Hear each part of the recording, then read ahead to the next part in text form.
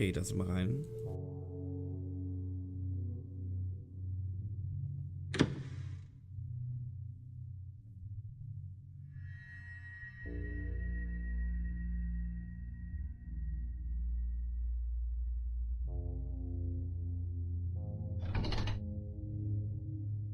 Ah, das erste Rätsel, okay.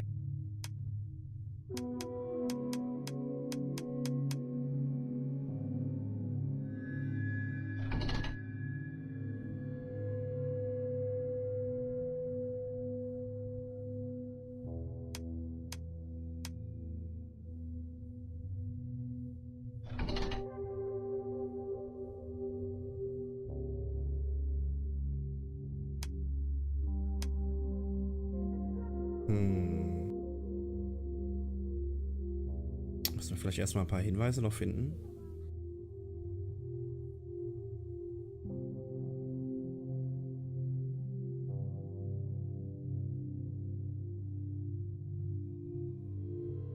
Okay.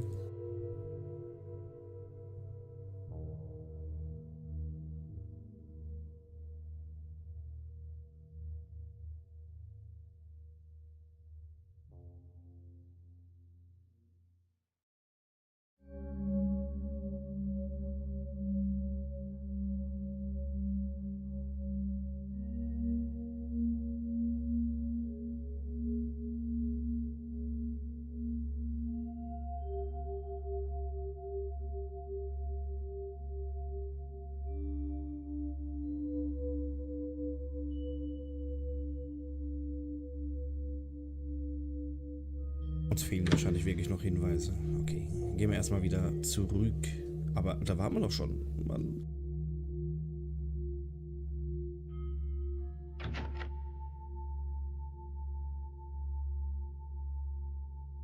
Bude auf dem Schloss, okay. Ach nein, Mann. Können wir hier reingucken? Nee, können wir nicht. Oh.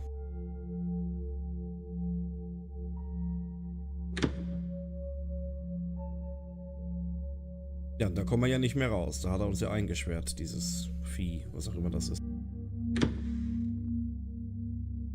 Time is an illusion. So. Okay, da haben wir das Rätsel.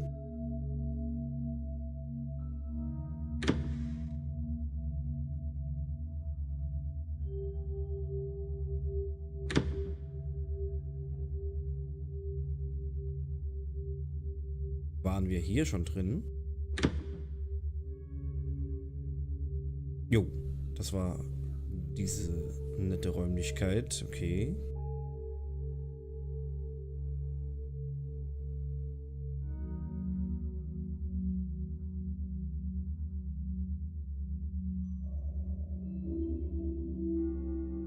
Ich denke mal, wir brauchen den Vorschlaghammerkopf wahrscheinlich, um das dann hier einzuschlagen. Schätze ich mal.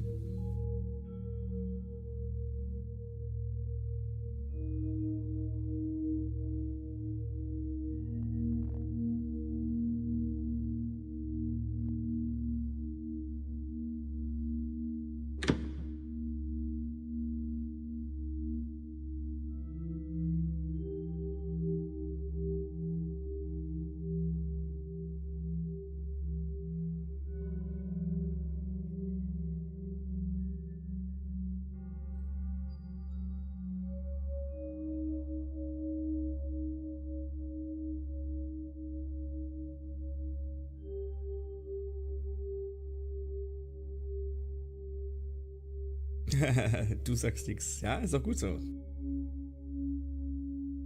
Ja, Marc, ist gut so.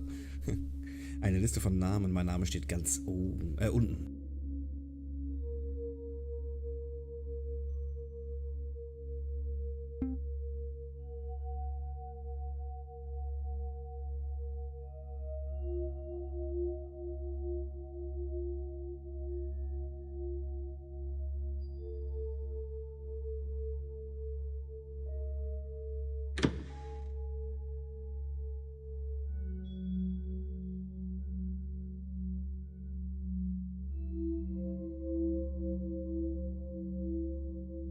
Überall Ringe, aber ich kann diese Ringe nicht aufnehmen, oder? Kann ich irgendwas? Nee, ich kann hier wirklich nichts machen.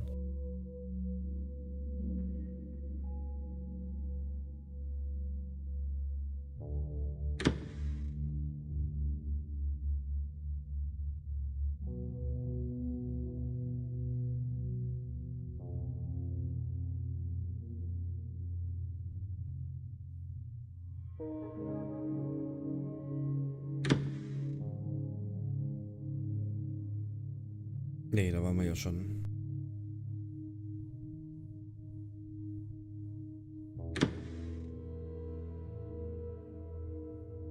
Mal gucken mit dem Fragezeichen. Er sagt uns jetzt hier wieder hier rein. Und dann wahrscheinlich wieder zu der Puppe, ne? Die war doch hier, oder? Also zu dem Kopf. Okay, also müssen wir hier dann wirklich dran arbeiten. In dem Raum weiter umschauen. Okay, also hier sehe ich ja eh nicht viel.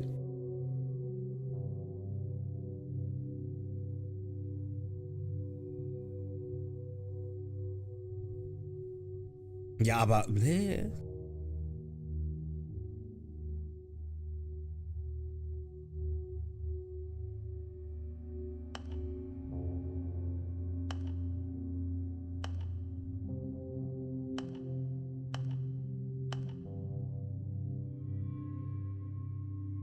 Du musst einen Hinweis für dieses Rätsel finden. Ja, also, dachte ich mir doch schon.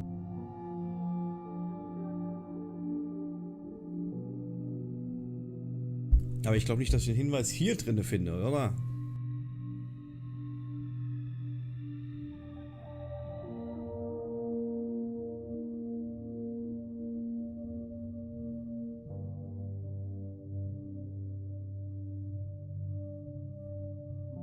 Tobi war hier.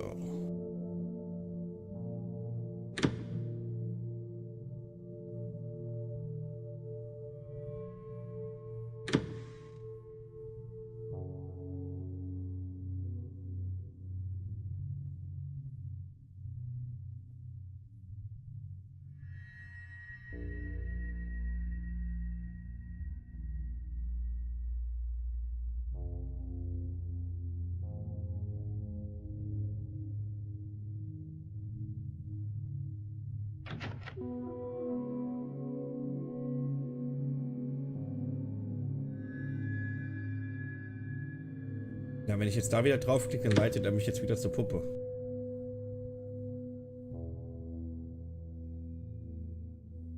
Doch nicht, okay.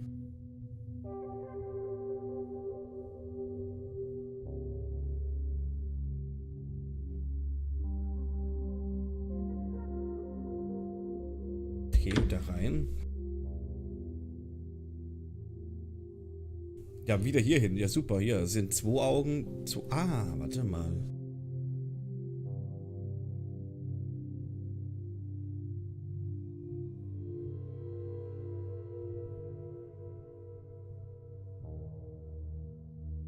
Das wird wahrscheinlich das Rätsels Lösung sein. Moment, das schreibe ich mir mal kurz auf.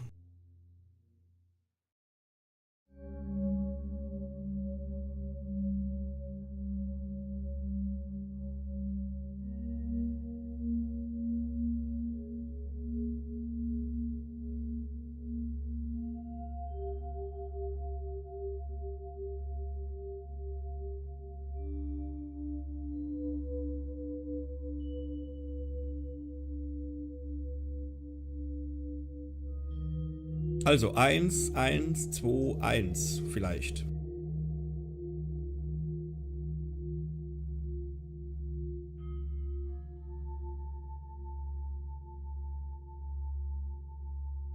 Genau, 1, 1, das linke Auge 2, 1. Vielleicht, ja, wir probieren es einfach.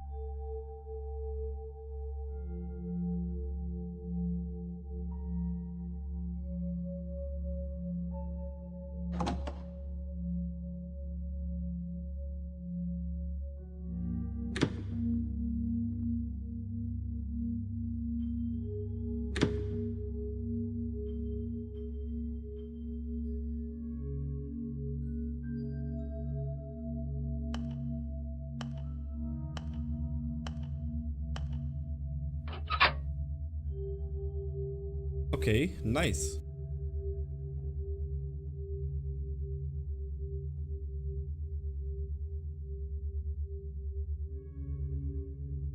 Das alles nur wegen einem Schlüssel.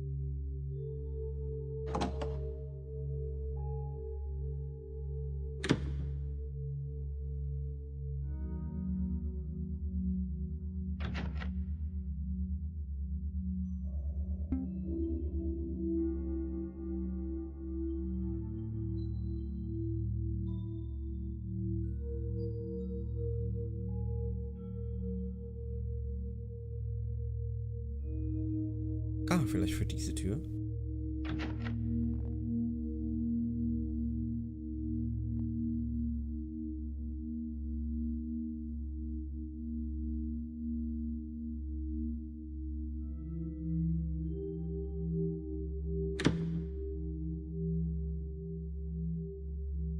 So, da kommen wir ja her.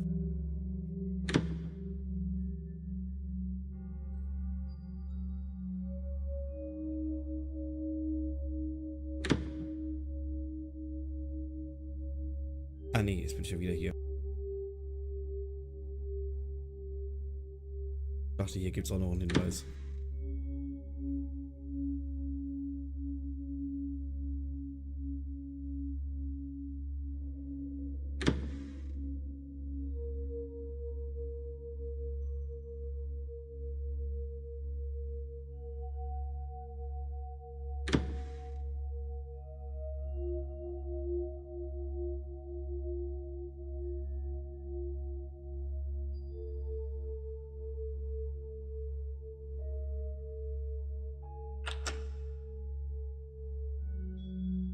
Ich will nicht. Nein.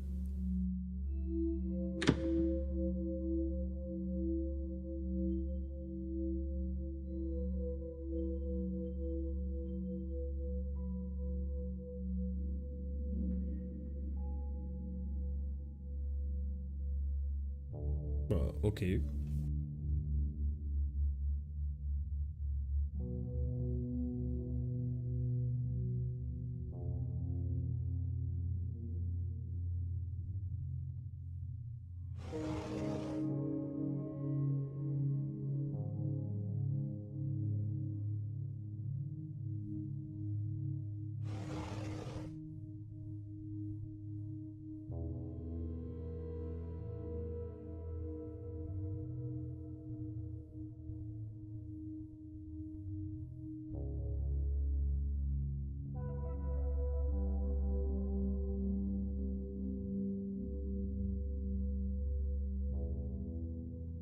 Die haben doch gerade geblinzelt, oder?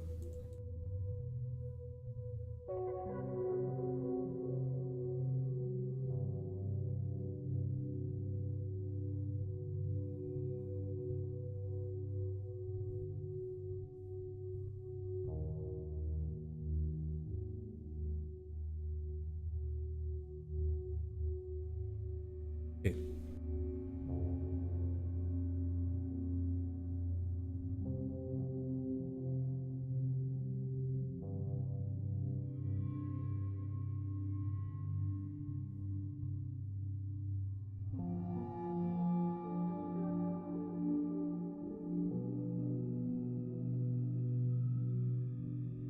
Okay, wir können das Foto mitnehmen, warum auch immer.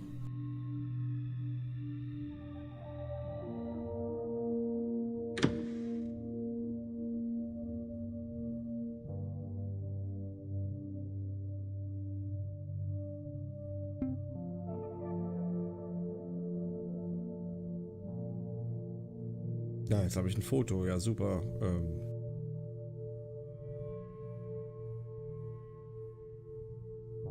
Gehe ich doch noch mal rein, weil ich wissen will, ob da noch was drin ist.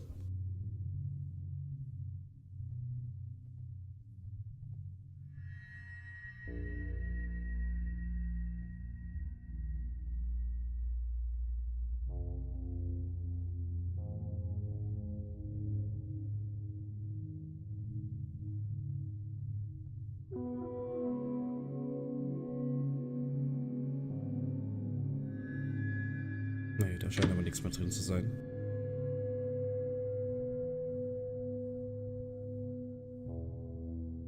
Soll ich jetzt irgendwas kombinieren oder was?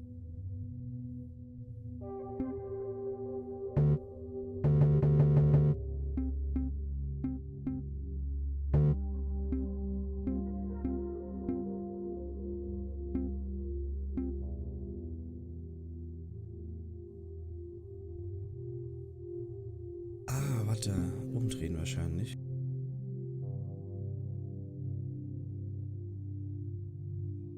Jenny was tired of the city life. She decided to fulfill her dream. Live alone in a house in the woods, outside of town. After a few weeks, she truly understood how much she loved it. She had found a place where she would grow old. Or so she thought. One night, before going to sleep, Jenny noticed something strange outside the house. It was difficult to see because it was so dark, but when she turned on the lamps in the room, she could clearly see a man standing next to the shed in the uncut grass. It was almost like he was observing her, 9 meters from the house. Even though he terrified her, she decided to confront him, but once she was outside, the man was gone. She naturally assumed that he'd ended up there by chance and disappeared immediately as soon as he saw that someone was in the house. A few days later, Jenny had already forgotten about the man. In the evening, Jenny heated up some milk. Drinking warm milk made her sleep better. She walked around the house and took small sips of the hot milk. She stopped at one of the windows and froze when she saw the man again. He stood about 6 meters from the house. This time, she could clearly see him. He was pale and skinny. His eyes reminded her of a doll's. The empty eyes looked at her, but at the same time, they didn't. She was about to open the window when he suddenly began walking out of her sight towards the entrance of the house. She ran quickly to the kitchen and picked up a knife. She stood there, frozen, waiting for the man. But he never came. A few minutes later, she went out to check if he was still there. He wasn't. Time went by, and once again, Jenny started to forget about the man. But on this night, it felt strange somehow, almost as if she was being watched. Despite this incredibly unpleasant feeling, Jenny decided to try and get some much-needed sleep. As she was turning off the lamps in the house, she noticed something in the corner of her eye. Something that's not usually there. It was the man. 1 meter from the window. Jenny was so scared that she screamed out loud. Then she ran and hid in the bedroom. She heard his footsteps through the grass outside the house. It sounded like he was moving closer to the entrance. Jenny remembered the second time she had seen him, when he also walked towards the entrance, but then disappeared of his own free will. The thought calmed her until she heard the door slam open. As she screamed, she realized she had nothing she could defend herself with. She turned around and opened the window, jumped out and ran towards her car that was parked 5 meters from the house. She was trembling with fear when she started the car. As she drove away, she looked into the rearview mirror. The man was standing at the window, looking right at her.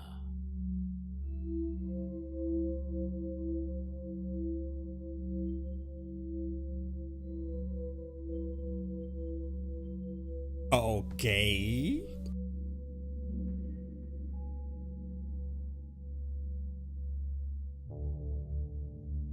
Jenny was tired of